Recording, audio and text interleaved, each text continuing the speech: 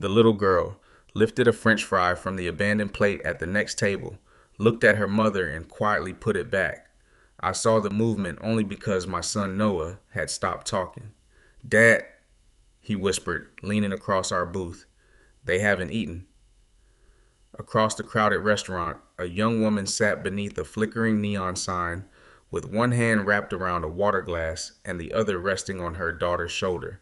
Two menus lay closed in front of them.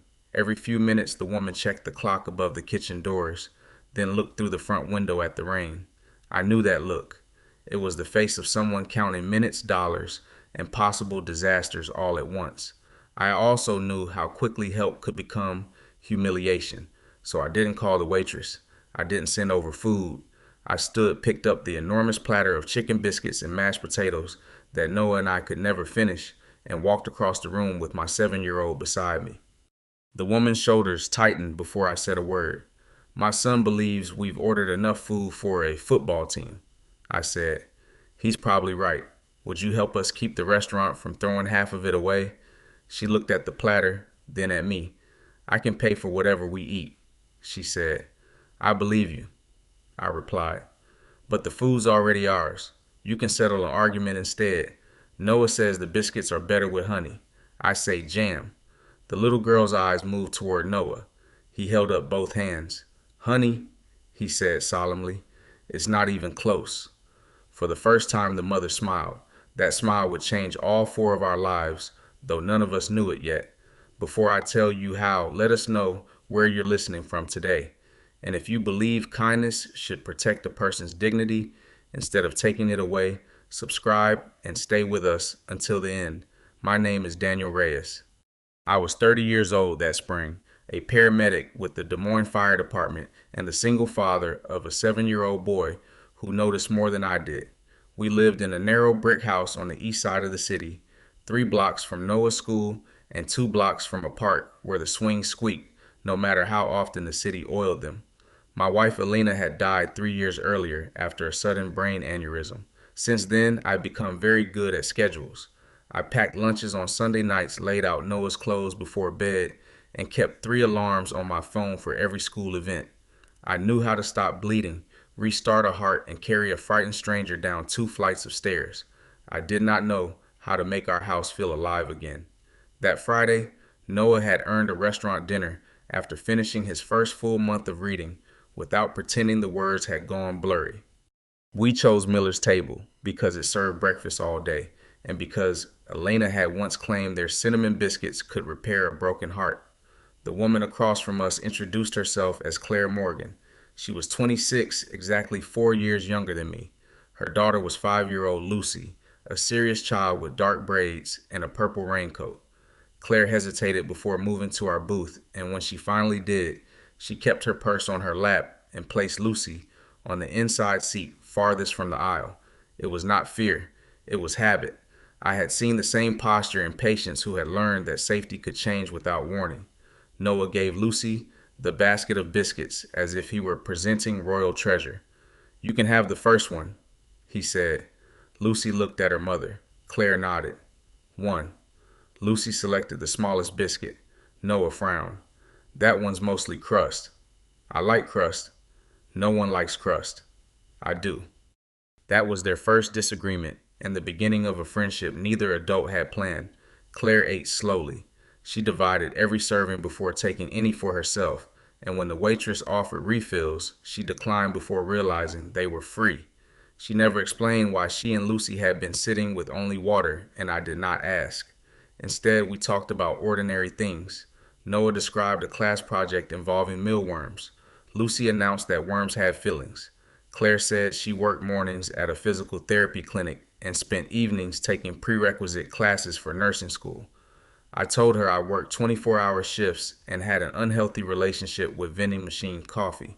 You're a paramedic, she asked. Most days.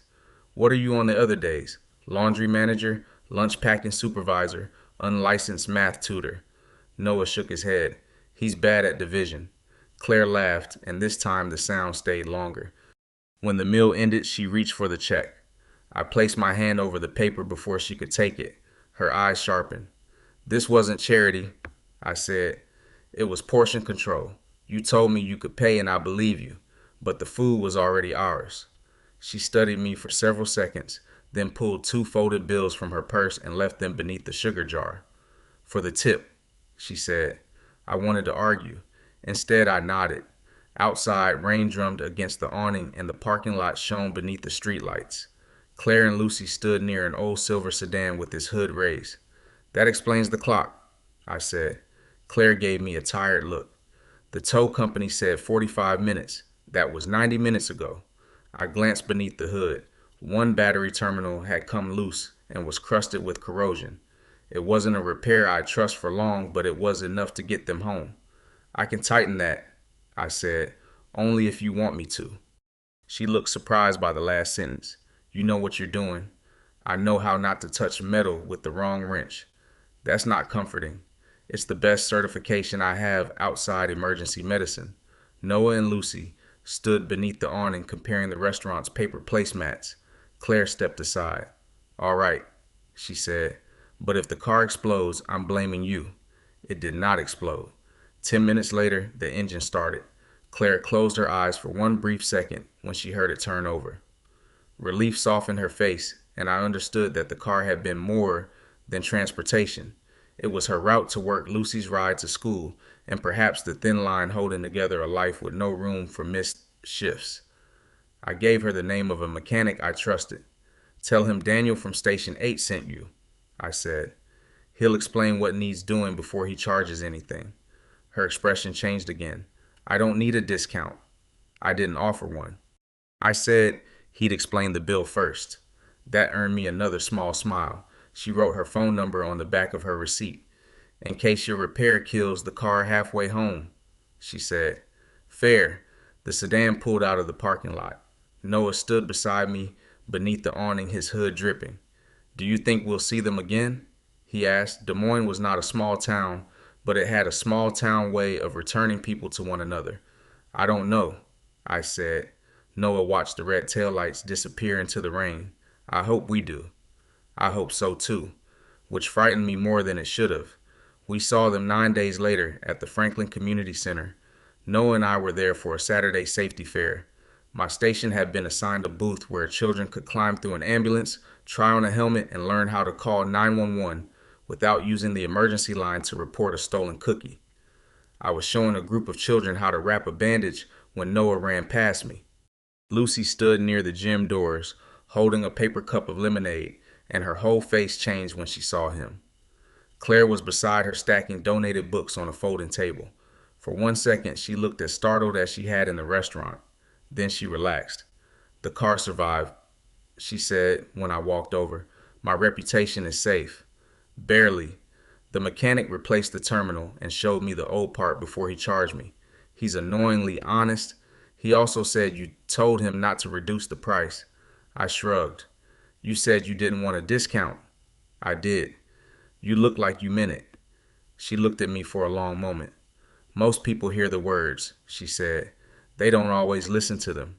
I didn't know what to say to that, so I helped her move a box of books.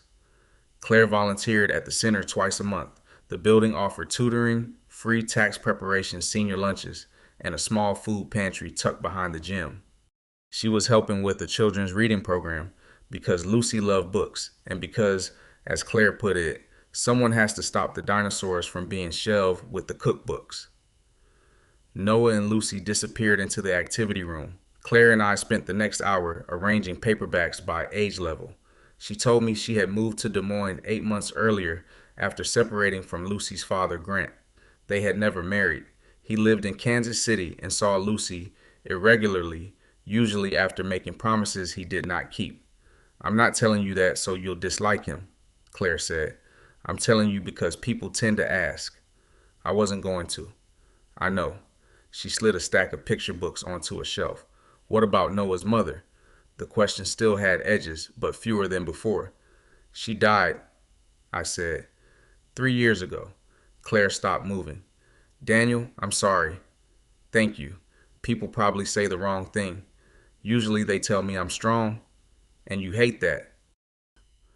I don't hate it. I just never know what it means. She nodded as though she understood more than I had explained. My mother died when I was 16, she said. Afterward, people told me I had to be strong for my younger brother. What they meant was that my grief made them uncomfortable. We stood between shelves of donated books while children shouted in the next room. Something quiet passed between us. Not romance, not yet, but recognition. Before we left, Noah convinced Lucy to join the center's after school art club. Claire and I compared schedules. I had Noah every day except alternating weekends with Elena's parents. Claire's work shift ended 30 minutes after the club dismissed.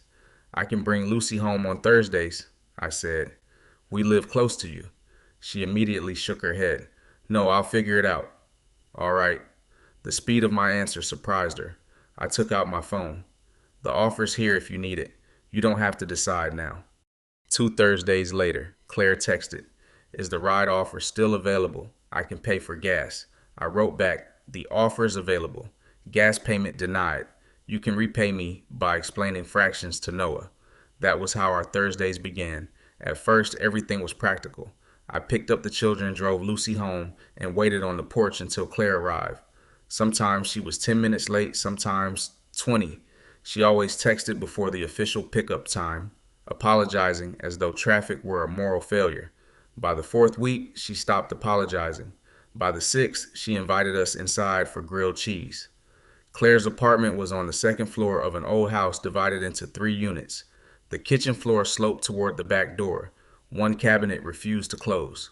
Lucy's drawings covered the refrigerator, held by magnets from places neither of them had ever visited. Noah sat at the table while Claire explained fractions with slices of apple.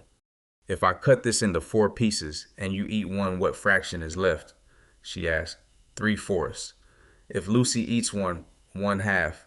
If your father eats the rest, no dessert for him." Claire looked at me. "He understands consequences. That's important." I began looking forward to Thursdays with an eagerness I tried to disguise.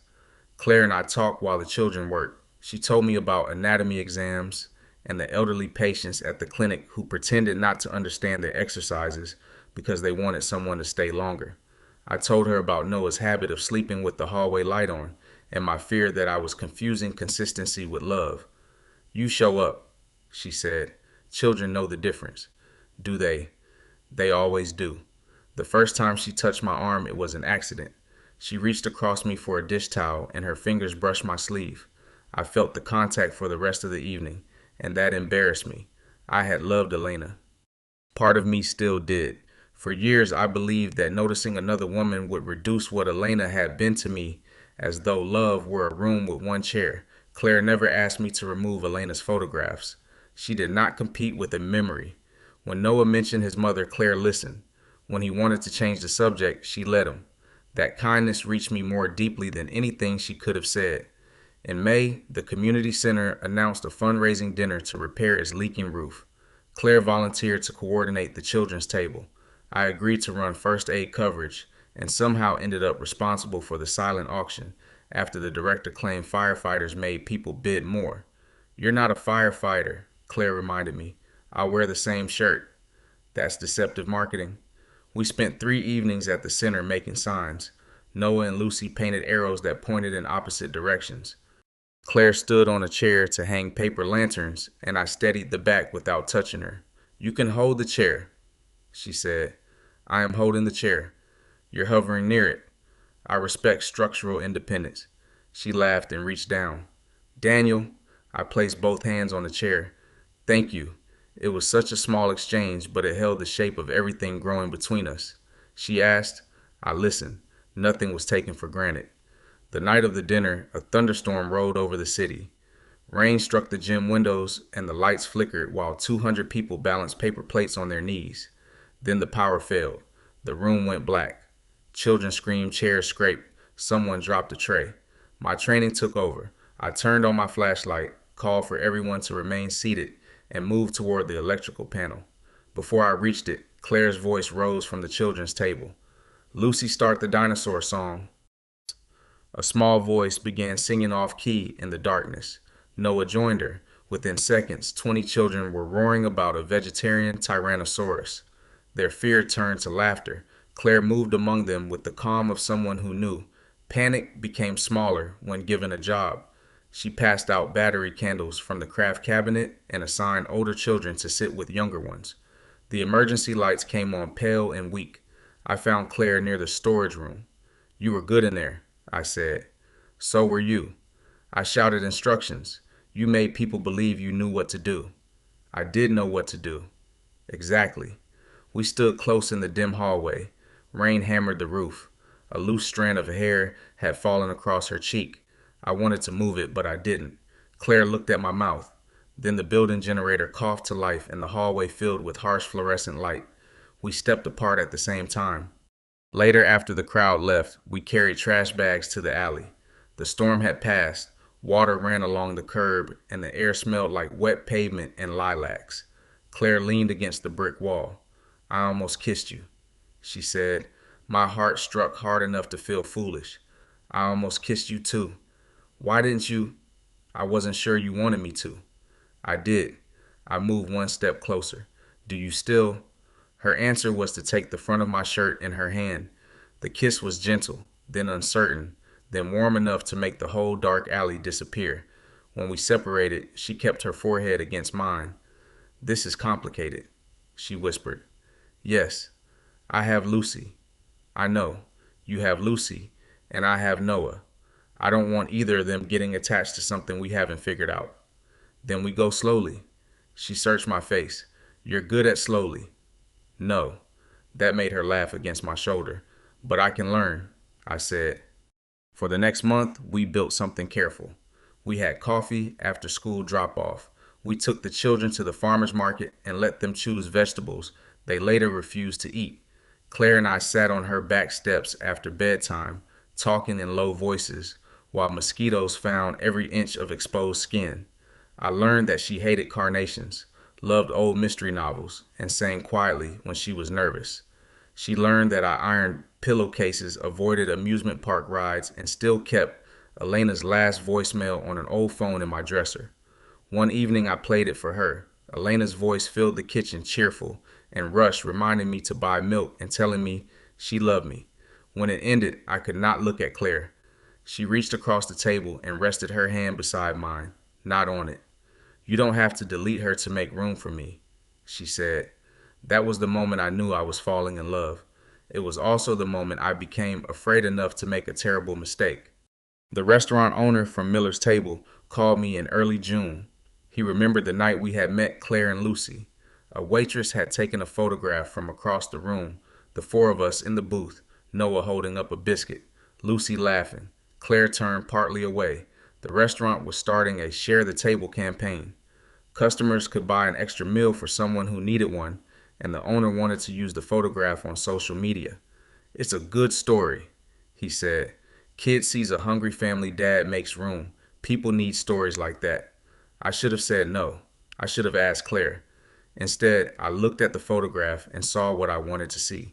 Two children smiling, two tired parents finding one another, a moment of kindness that had led to something beautiful. I did not see the closed menus. I did not see Claire's purse clutched in her lap. I did not see how easily strangers would turn her hardest night into a lesson about my character. She's private, I said. We don't have to use names. That made it feel safe. I agreed. The post appeared on a Monday morning. By noon, it had been shared 12,000 times. The caption began, when a local single dad saw a struggling mother who couldn't feed her child, he stood up. My name was included because the restaurant wanted to thank Station 8. Claire's was not, but her face was visible. So was Lucy's. Comments praised me. People called me a hero. A radio station requested an interview. Someone started a collection for the hungry mother, though no one knew who she was. At 1:17, Claire called. Her voice was so calm that I knew immediately something was wrong. Did you give them permission to use that picture? I stood from the station kitchen table. Claire, did you? Yes. Silence. I didn't think they'd describe it like that. You didn't think. I'll call the owner. I can have it removed. My supervisor saw it, Daniel. My stomach dropped. One of the patients showed her. Two mothers at Lucy's preschool recognized us. Grant's sister sent it to him. I'm sorry. You told the whole city my daughter was hungry. I didn't tell them anything. The restaurant wrote that you gave them the picture. There was no anger in her voice yet. Anger would have been easier. I thought it might help the meal program, I said. And you thought our faces would make people give more. I closed my eyes. She continued, each word controlled. You turned the worst night I've had since moving here into proof that you're a good man. That isn't what you wanted, but it's what you allowed. I sat down. Around me, the station kitchen went on as usual. The refrigerator hummed. A radio crackled in the next room. Someone laughed near the lockers. Claire's breath shook once. Do you know why we had only water that night? No. My debit card had been frozen after a fraudulent charge. I had $27 in cash. The tow company wanted 25 before they'd come. I wasn't unable to feed my child. I was making the decision for one night so I could get her home. I understand. No, you understand now after strangers have already decided who I am. I had no defense, and saying so would only have made things worse. I should have asked you. I'll get it removed. Yes, and Daniel, I need you not to come by tonight. Her voice broke on the last word. Then the call ended. I contacted the restaurant immediately. The owner apologized and deleted the post, but copies had already spread. I declined the radio interview. I asked the restaurant to post a correction stating that the image had been used without the mother's consent and that the original caption had made assumptions it had no right to make. The correction received fewer than 100 shares. The original story kept moving. 3 days later, Grant filed an emergency petition requesting temporary custody of Lucy. His lawyer attached screenshots of the post as evidence that Claire could not provide basic necessities. Claire did not tell me. I learned from a voicemail Grant left at the fire station after finding my work number online. You want to play family with my kid, he said. You can explain to a judge why you had to feed her. I drove to Claire's apartment after my shift and stopped before climbing the stairs. She had asked me not to come. So I stayed in my truck and called. She answered after 6 rings. I know about the petition, I said. Another silence. I can write a statement. No. I can explain what happened. No, Daniel. My decision caused this. Your decision gave him a weapon. Grant caused this. I want to help. I know. That's the problem. The words landed because they were true. I gripped the steering wheel. What do you need me to do? Nothing right now. Every part of me resisted. I wanted to call lawyers, collect records, solve the crisis before it reached her door. I had spent 10 years entering emergencies without waiting to be invited. But this was not my emergency to command. All right, I said. She sounded surprised. All right, I'll wait until you ask. For 2 weeks, I did exactly that. I did not disappear. I took Noah to the community center on Thursdays. I answered Lucy when she waved from across the art room, but I did not approach Claire. I sent one message after the court's first hearing date was set. I'm here. No reply needed. She did not reply. At home, Noah asked why Lucy no longer rode with us. I made a choice about Claire and Lucy without asking them. I said, it hurt them. Like when you make me wear the blue sweater. Bigger than that, but the blue sweater really itches. I know. He considered this. Did you say sorry? Yes. Did it fix it? No. Noah looked down at his cereal. Mom used to say sorry means you do different next time. Elena had said that. I had forgotten. Your mom was right. I removed my name from the restaurant campaign. Then I asked the owner to change the program completely. No photographs, no stories about recipients, no public board listing who bought and who received. Customers could add a meal to a general account. Anyone could ask for one without explanation. The owner agreed. I did not tell Claire. An apology that demanded to be witnessed was still a performance. The custody hearing took place on a Wednesday in late June. I knew the time because Claire had once mentioned it before the post. I spent that morning checking my phone between calls, hating myself for hoping she would contact me. At 2:40, a message appeared. Can you meet me at Franklin after your shift? I arrived at 6. The center was nearly empty. Claire sat alone in the gym bleachers while Lucy colored at a table with a volunteer. I stopped several feet away. Can I sit? She nodded. For a moment, neither of us spoke. The judge denied Grant's emergency request, she said. He also ordered a full custody review in August. That's good, isn't it? It's not bad. She rubbed her palms together. My lawyer wants a statement from you. Only facts. The condition of the car, what I said about the tow that I offered to pay. I'll write whatever she asks. No hero language. None. No opinions about Grant. None. She looked toward Lucy. I hated needing your statement. I know. I hated that your mistake made it necessary. I know. And I hated missing you. My breath caught. Claire turned toward me, her eyes bright with anger and exhaustion. You don't get to look relieved. I'm trying not to. You're failing. I missed you too. She wiped beneath one eye. I don't know if I trust you yet. You shouldn't pretend you do. That answer seemed to matter. I continued. I saw a photograph of something important to me, and I forgot that it was also a photograph of the most vulnerable night of your year. I thought because my intentions were good, I had the right to choose. I didn't. She nodded once. We sat in silence while Lucy changed crayons. I found out the restaurant changed the program, Claire said. I looked at her. The owner told me when he called to apologize. I should have asked you before suggesting changes. You didn't use our picture again. You didn't tell anyone it was because of us. No. A small breath left her. That was different.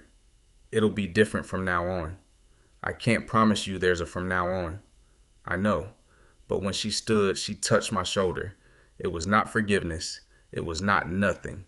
August arrived hot and heavy. The custody review approached. Claire's nursing school interview was scheduled for the same week.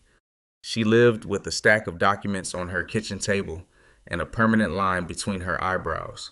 I kept my distance where she asked and showed up where she invited. We were no longer kissing. We were not dating. We were something less comfortable and more honest, two people deciding whether affection could survive accountability. The children made that decision harder and easier. Noah missed Lucy openly. Lucy asked whether Daniel's car was broken. Claire eventually agreed to meet us at the park for 1 hour on Sunday afternoons.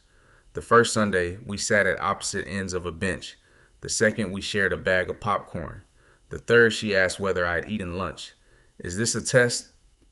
Yes. Then I had a sandwich. What kind? Turkey. You pass.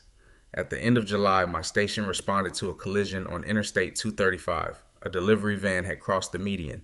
3 cars were involved. I was treating a driver when I heard a child crying from the second vehicle. The sound was high and terrified. For one disorienting second, it sounded like Noah. My hand stopped only for a second. My partner called my name, and training returned. We worked the scene for 40 minutes. No one died. The child had a broken wrist. The driver I treated went to surgery in stable condition. Afterward, I sat on the rear step of the ambulance and could not unclench my hands. My captain offered to drive me home. I said no. Then I called Claire. She answered immediately. What happened? I told her. Where are you? At the station. Is Noah with your in-laws? Yes, I'm coming. You don't have to. I know. She arrived 20 minutes later carrying 2 coffees and no questions. We sat outside behind the station while the sunset turned the clouds orange. I heard him cry, I said, and for a second I was back in the hospital when Elena died. I thought life was taking someone else before I could stop it. Claire placed her hand over mine. You can't stop every loss. I know that here. I touched my head. The rest of me hasn't learned. I spent years believing that if I planned every dollar and every minute, Lucy would never feel unstable. Then one photograph almost changed a custody case. Control is a story we tell ourselves when uncertainty is too frightening. I looked at her. Are you forgiving me? I'm telling you I understand why you made the mistake. That's not the same thing. Fair. She squeezed my hand. But I'm also telling you I'm here. This time when we kissed, there was no storm, no darkness, no dramatic interruption. We sat behind a fire station beside 2 cooling cups of coffee, and she kissed me because she chose to. The custody review came 2 weeks later. I gave my written statement and answered questions by video. I described the loose battery terminal, the delayed tow the cash Claire had reserved, and the fact that she'd offered to pay for the food. I did not describe her as brave, devoted, or deserving, though she was all three. Those words were not evidence. More importantly, they were not mine to use as decoration. Grant received scheduled visitation, not primary custody. The court found no evidence that Claire had failed to provide for Lucy. When Claire called with the result, I was making spaghetti. "We won," she said, the word we hung between us. "You won," I corrected gently. She was quiet. "Come over," she said. "Bring Noah. I bought a cake I can't afford and intend to regret." We celebrated in her sloping kitchen. Lucy covered the cake with too many candles. Noah made a speech about justice that included several incorrect legal terms. After the children fell asleep on a pile of blankets in the living room, Claire and I stood by the sink. "I got into the nursing program," she said. I turned. "You did. It starts in January." "That's incredible." "It's in Cedar Rapids, 2 hours away." The joy in me collided with fear. Claire watched my face carefully. "I haven't decided," she said. "There's also a wait list here, but no guarantee." I wanted to tell her to stay. I wanted to offer rent, childcare, transportation, every solution my mind could build. Instead, I asked, "What do you want?" Her eyes filled. No one has asked me that without already hoping for a certain answer. "I'm hoping, I know, but I'm asking anyway." She leaned against the counter. "I want to be a nurse. I want Lucy to have stability. I want Grant's visits to be manageable. And I want—" She stopped. "You want what?" I moved closer but did not touch her. "You can want all of those things," I said. "What if they don't fit? Then we find out honestly. I will not ask you to make yourself smaller so I can feel safe." She closed the distance between us. "I love you," she whispered. The words struck deeper than the kiss that followed. "I love you too." Claire accepted the Cedar Rapids program. For 6 months, our relationship lived on highways, calendars, and tired phone calls. She and Lucy rented a small apartment near campus during the week and returned to Des Moines most weekends. Some Fridays, I drove east with Noah. Some Sundays, Claire drove west before sunrise. It was not easy. We argued about fuel costs, missed calls, and whether I was trying to solve her exhaustion when she only wanted me to listen. Once I drove 2 hours with groceries she had not requested. She made me take half of them home. But we learned. I asked before helping. She asked before assuming I was taking over. The children learned that love could be reliable even when it crossed distance. In October, the Des Moines nursing program offered Claire a transferred place for the spring term after another student withdrew. She accepted because it was the better choice for her finances, Lucy's custody schedule, and her own support system, not because I asked. I did not. The following March, almost 1 year after the restaurant, Claire and Lucy moved into a duplex 4 blocks from our house. Not with us, near us. "That matters," Claire said, and we signed no papers together and carried no boxes across a shared threshold. "It does." I agreed. We were building a family without pretending that closeness requires surrender. On the anniversary of the night we met, Noah insisted we return to Miller's table. The restaurant looked the same. The neon signs still flickered. The booths still had cracked red vinyl. Near the register, a small card explained the Share the Table account. "Need a meal? Ask your server." No story required. No photographs covered the wall. We sat in a corner booth. Noah ordered the family platter before I could object. "We need enough for everyone," he said. "We are everyone," Claire replied. "Not necessarily." Lucy, now 6, nodded as though this made perfect sense. Halfway through dinner, I noticed a man near the door with 2 teenage boys. He spoke quietly to the hostess, then looked toward the exit. One of the boys stared at a plate passing by. Noah saw them too. He leaned toward me, older now, but still unable to ignore what adults train themselves not to see. "Dad," he whispered, "I don't think they've eaten." The old impulse rose in me to decide, arrange, and rescue. Then I remembered. I waved to our waitress. "Is the Share the Table account available tonight?" She nodded. "Would you tell that gentleman he can use it if he wants? And please tell him the offer comes from the restaurant, not from us." The waitress smiled. "Of course." Claire watched me. "What?" I asked. "You asked?" "I'm capable of growth. Occasionally." The man listened to the waitress. His shoulders lowered. He nodded once, and she led him and the boys to a booth across the room. No applause followed. No one took a picture.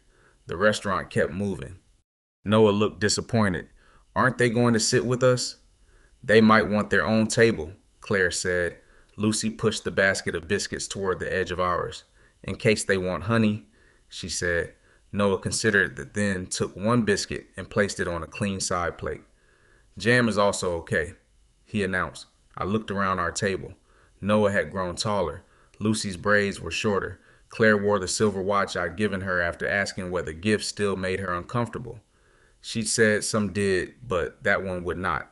Her nursing textbooks were stacked in the trunk of her car. My wedding ring, which I had worn on a chain for years, now rested in a small wooden box at home beside Elena's old phone. Putting it there had not erased a life. It had acknowledged that mine was still moving. Claire slipped her hand into mine beneath the table. The night we met, I believed I had stood because my son saw hunger. I understand now that he saw something larger. He saw two people separated from us by only a few feet and refused to accept that distance as permanent. But making room is not the same as taking control. Kindness is not measured by how quickly we act or how grateful someone appears afterward. Sometimes kindness is a question. Sometimes it's a chair pulled back without pressure. Sometimes it's the discipline to let another person choose the shape of the help they receive. The man across the restaurant caught my eye. He did not smile or nod. He did not owe me either. He turned back to his sons as the waitress set down 3 plates. That was enough. Outside, spring rain began tapping against the windows, soft and steady, almost exactly as it had 1 year earlier. Noah and Lucy argued about biscuits. Claire leaned her head against my shoulder. For the first time in years, I did not feel that loving someone new betrayed the person I had lost. Love had never been a room with one chair. It was a table, and the best tables were not filled by heroes. They were filled by people who asked, listened, made space, and stayed. Before you go, tell us in the comments, when has someone helped you in a way that protected your dignity? And if this story reminded you that real kindness begins with respect, subscribe and join us for the next one.